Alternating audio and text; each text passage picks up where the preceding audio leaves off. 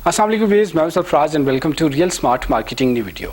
आज की वीडियो में बात करने जा रहे हैं डीएचए वैली की रिगार्डिंग जो लेटेस्ट अपडेट है 5th बैलेट के हवाले से। डीएचए के ऑफिशियल जेवीएमसी के पेज के ऊपर कल की डेट में अनाउंसमेंट की गई है कि डीएचए वैली की मैनेजमेंट 5th बैलेट करने जा रही है। इसकी डेट भी डीएचए वैली ने जिस तरीके से जो टर्म एंड कंडीशन दी हैं और उसके हवाले से जो डेट बताई है, तो उससे ये अंदाज़ा हो रहा है कि ये बैलेट हो सकता है रमज़ान के महीने में या ईद के आसपास या आफ्टर ईद। बहुत जल्द ये बैलेट होने जा रही है। सबसे पहले तो हम देख लेते हैं कि जो डीएचए की तरफ से अनाउंसमेंट की गई है, डीएचए वैली की मैनेजमेंट किन लोगों को कंसीडर करेगी। वैसे तो बहुत सारे लोगों को अब तक इस न्यूज़ के बारे में इंफॉर्मेशन पहुंच चुकी होगी, लेकिन फिर भी हम इस पर बात करेंगे और साथ ही साथ इस बैलेट का डीएचए वैली की जो मार्केट है उसके ऊपर क्या इम्पैक्ट आने वाला है, इसके ऊपर भी बात करेंगे।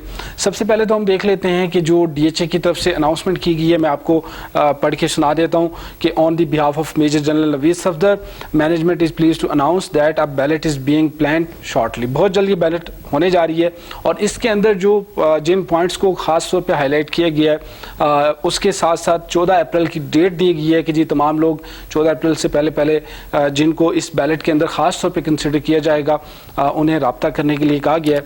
वो कौन कौन से लोग हो सकते हैं जी? All widows holding original certificate of 2008 on their name.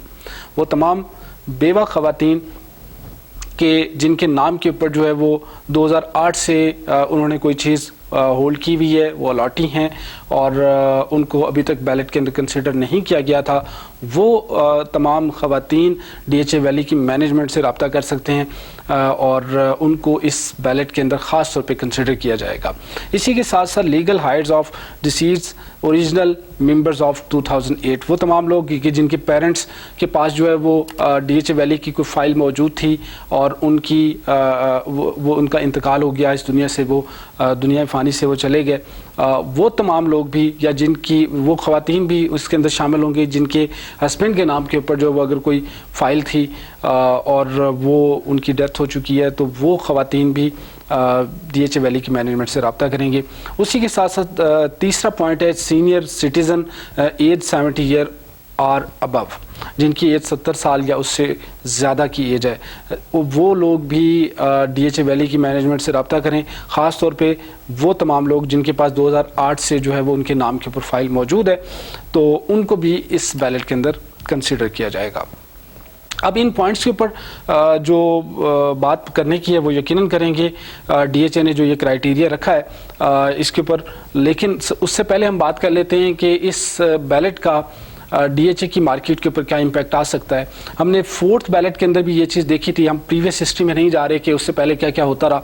4th ballot के अंदर जब एक ह्यूज बैलेट की गई तो उसका इम्पैक्ट मार्केट के ऊपर यह है कि जो नई फाइलें मार्केट के अंदर बैलेट होकर आईं यकीनन उनको उसका बेनिफिट मिला, लेकिन उसी के साथ साथ 1st ballot, 2nd ballot, 3rd ballot जो फाइल्स ऑलरेडी मार्केट में मौजूद थी उनके रेट्स के अंदर कमी आ गई। जो डिमांड एंड सप्लाई का तमाम लोग अच्छी तरह से जानते हैं फार्मूला होता है, जैसे ही सप्लाई बढ़ेगी और लोग सेलिंग की तरफ आएंगे तो रेट्स जो है वो डाउन होना शुरू हो जाते हैं। तो अब 5th बैलेट का यकीनन मार्केट के ऊपर इस तरह का कोई इम्पैक्ट हम देख रहे हैं और इससे पहले 4th बैलेट के अंदर हम ये चीज़ देख चुके हैं। क्राइटेरिया जो है वो जिस तरह से डीएचए की मैनेजमेंट बता रही है कि जी इन 3 कैटेगरीज में जो लोग फॉल कर रहे हैं उनको इस बैलेट के अंदर प्रायोरिटी दी जाएगी। दैट डजंट मीन कि सिर्फ इन्हीं लोगों को कंसिडर किया जा रहा है, बल्कि वो तमाम लोग कि जिनके पास 2008 से फाइल्स मौजूद हैं, 1st प्रायोरिटी यकीनन उनको दी जाएगी। 2nd प्रायोरिटी वही जिस तरह से पहले डीएचए करता आ रहा है कि जो ज़ीरो सरचार्ज हिस्ट्री की फाइल्स मौजूद थी, और जिस तरह से 4th बैलेट के अंदर हमने ये चीज़ देखी कि जी ओपन फाइल्स को भी और ट्रांसफरेबल फाइल्स को भी कंसिडर किया गया।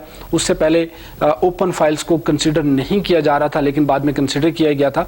तो इस तरीके से जो है वो तमाम लोगों को इस बैलेट में शामिल किया जाएगा। लेकिन इन 3 कैटेगरीज के अंदर जो लोग फॉल कर रहे हैं उनको प्रायोरिटी दी जा रही है। बाकी जिस तरह से मैंने इसके ऊपर बात की कि इसका मार्केट पे क्या इम्पैक्ट आ सकता है, तो यकीनन मार्केट में जैसे ही 4th बैलेट 5th बैलेट होगी तो मार्केट रेट जो है वो नीचे नीचे आएंगे, ड्रॉप होंगे, लेकिन उसी के साथ साथ जो न्यू बैलेटेड फाइल्स होंगी उनको कम से कम 1 मिलियन का हम एक्सपेक्ट कर सकते हैं कि इंक्रीज मिलेगा, क्योंकि इस वक्त जो नॉन बैलेट फाइल है वो 17-18 लाख रुपए से लेके 20-21 लाख रुपए के रेट में फॉल कर रही है, जबकि fourth ballot file up to date के साथ अगर आप लेने जाते हैं तो वो 28-29 से स्टार्ट होती है और तकरीबन 32-33-34 तक रेट चला जाता है, depending upon the location and sector. तो इस एतबार से जो नॉन बैलेटेड फाइल्स हैं जो इस बैलेट के अंदर कंसीडर हो जाएंगी, यकीनन उनको एक अच्छा बेनिफिट मिलेगा। उसी के साथ साथ ओवरऑल मार्केट के ऊपर इसका इम्पैक्ट यकीनन डिपेंड करता है उस हालात के ऊपर कि लोग अगर सेलिंग की तरफ बहुत ज़्यादा जाएंगे। बाकी इसमें जो मेजर पॉइंट है, जब तक डीएचए वैली की मैनेजमेंट डिलीवर नहीं करेगी और जब तक पोजीशन की तरफ नहीं आएगी उस तक डीएचए वैली के हालात बेहतर होना जो है वो मुमकिन नहीं।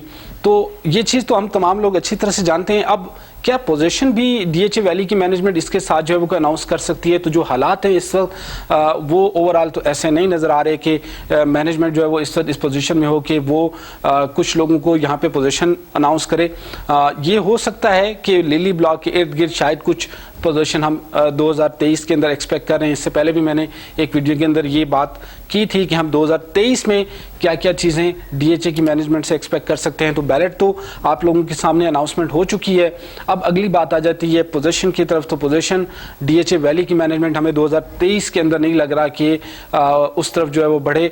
उसकी रीज़न ये है कि ऑन ग्राउंड जो रियलिटीज़ हैं वो हम तमाम लोग अच्छी तरह से जानते हैं। हाँ, ये हो सकता है क्योंकि पार्शली पोजीशन की तरफ डीएचए वैली की मैनेजमेंट चली जाए तो उसका एक बहुत बड़ा एडवांटेज जो है वो तमाम लोगों को हो सकता है।